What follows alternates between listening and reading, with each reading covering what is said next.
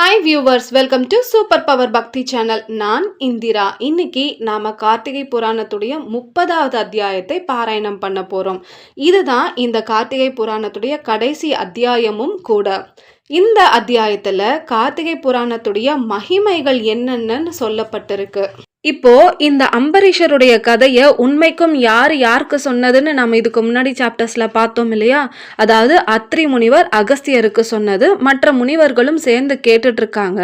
இப்படி இந்த அம்பரீஷருடைய கதையை அத்ரி முனிவர் சொல்ல சொல்ல அகஸ்தியரோடு சேர்ந்த மற்றவர்களும் அதை கேட்டதுக்கு அப்புறம் கதை சொன்ன சூதரை கொண்டாடி மகரிஷிகள் அப்புறம் கேள்விகளும் கேட்குறாங்க.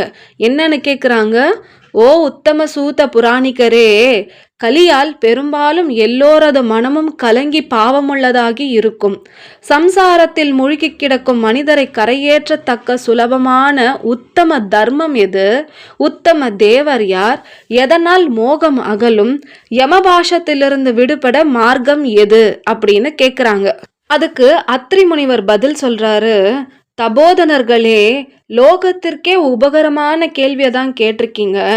அதுக்கு நான் சொல்ற பதில் சர்வ சாஸ்திரங்களிலும் மிக சாரதமமான விஷயத்தை சொல்கிறேன்.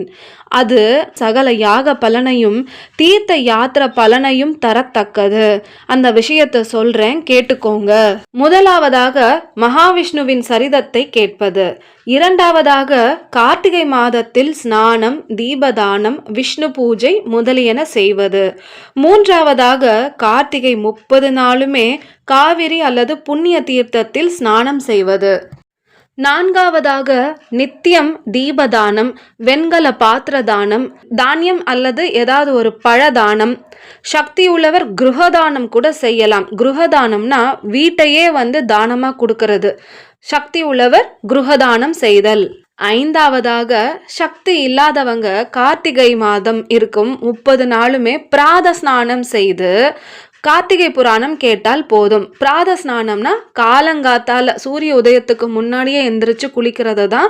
அதாவது நதிநீருக்கு போய் குளிக்க முடியல அப்படின்னா வீட்லயே பிராத ஸ்நானமாவது செய்யணும். பிராத ஸ்நானம் செய்து விட்டு கார்த்திகை புராணம் கேட்டால் போதும். ஆறாவது, நித்தியம் ஒரு தேங்காயாவது பழமாவது தந்தால் மிக விசேஷம். அதாவது இந்த கார்த்திகை மாசத்துல ஒரு தேங்காயோ இல்ல ஒரு பழமாவது நாம தானமா கொடுக்கணும். அது ரொம்ப விசேஷம். இப்ப மேல சொன்ன 6 முறைகளுமே இதில் ஒவ்வொன்றுமே கலிதோஷத்தை போக்கும். இப்போ நீங்க கேட்ட கேள்விக்கு பதில் சொல்றேன். உத்தம தர்மம் எதுன்னு கேட்டீங்களே, கார்த்திகை விரதம் இருப்பது உத்தம தர்மம் ஆகும். உத்தம தேவர் யாருன்னு கேட்டீங்க, மகாவிஷ்ணு சிறந்த தேவர். அது மட்டும் இல்லாம மேல நான் சொன்ன அந்த 6 முறைகளையுமே நீங்க கார்த்திகை மாசத்துல பின்பற்றினால் மோகம் அகலும், யமபாஷத்திலிருந்து விடுபடும் மார்க்கமும் கிடைக்கும் அப்படின்னு சொல்லி முடித்தாரு. அடுத்து ஃபலஸ்ருதி, அதாவது இந்த கார்த்திகை புராணத்தை படிச்சா என்னென்ன பலன் கிடைக்கும் அப்படிங்கிறதையும் சொல்றாங்க. கார்த்திகை புராணத்தை படித்தாலும் கேட்டாலும் சர்வ பாவங்களும் பீடைகளும் நோய்களும் ஏழ்மையும் அகலும். விஷ்ணுவின் கருணையால் சந்ததி, சம்பத்து, ஆரோக்கியம், பெண்களுக்கு தீர்க்க சௌமாங்கல்யம் கிடைக்கும். இப்படியெல்லாம் அந்த சூத்த புராணிகர் சொல்றாரு. அதை கேட்டதுக்கு அப்புறம் எல்லோருமே அவரை அர்ச்சித்து கௌரவித்து விடை பெற்றனர்.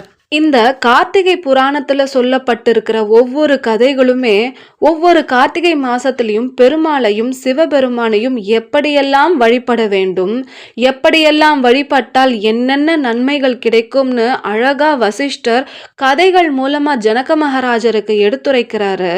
கதைகள் ஒவ்வொன்றும் அப்படியே ஆணித்தரமா மனசில் நிக்கிற மாதிரி எவ்வளோ அழகா சொல்லியிருக்காரு வசிஷ்டர். அதுலயும் அந்த அஜாமுகனுடைய கதை, புரஞ்சயன் என்ற அரசனுடைய கதை, அப்புறம் லாஸ்டா நம்ம பார்த்த அம்பரீஷ அரசனுடைய கதை, எந்த அளவுக்கு நாம பகவானிடம் பக்தி செய்ய வேண்டும், அதுவும் இந்த கார்த்திகை மாசத்துல பண்ற பக்திக்கு அளவற்ற புண்ணியம் இருக்குங்கிறத வசிஷ்டர் ஜனக மகாராஜருக்கும் நமக்கும் ரொம்ப தெளிவா எடுத்துரைக்கிறாரு. கார்த்திகை மாதம் காலையில எந்திரிச்சதுல இருந்து ஸ்நானத்துல இருந்து ஆரம்பிச்சு சிரார்த்தம், பூஜை, தீபம் ஏத்துறது, புராணம் படிக்கிறது, புராண ஸ்ரவணம் பண்றது, தானங்கள் எத்தனை தானங்கள், தீபதானம், வஸ்திரதானம், கோதானம், குருஹதானம், துளசி தானம், வில்வதானம், சாலக்கிராம தானம், லிங்க தானம், தேங்காய் தானம், பழதானம், முக்கியமா அன்னதானம், வஸ்திரதானம், இப்படி எத்தனை தானங்களை பத்தி நமக்கு தெரியப்படுத்தி இருக்காரு. இப்ப வரைக்கும் இந்த கார்த்திகை புராணத்தை சிரவணம் பண்ண எல்லோருமே அட்லீஸ்ட் ஒரு விளக்காவது ஏத்திந்திருப்பீங்க, ஒரு தானமாவது பண்ணியிருந்திருப்பீங்க. அப்படி பண்ணாதவங்க இந்த வருஷம், அதாவது 2025, இன்னைக்கும் நாளைக்கும் இன்னும் டைம் இருக்கு. கண்டிப்பா போய் உங்களால முடிஞ்சது அட்லீஸ்ட் ஒரு விளக்காவது ஏத்துங்க, ஒரு தானமாவது பண்ணுங்க. நாம எல்லோருமே ஏதோ ஜென்மத்துல பண்ண புண்ணியத்தால தான் இந்த கார்த்திகை புராணத்தை பாராயணமும் சிரவணமும் பண்ண முடிஞ்சிருக்கு. இந்த கார்த்திகை புராண பாராயணத்துல உங்களோட சேர்ந்து நான் பிரயாணம் பண்ணதுக்கு எனக்கு மட்டற்ற மகிழ்ச்சி.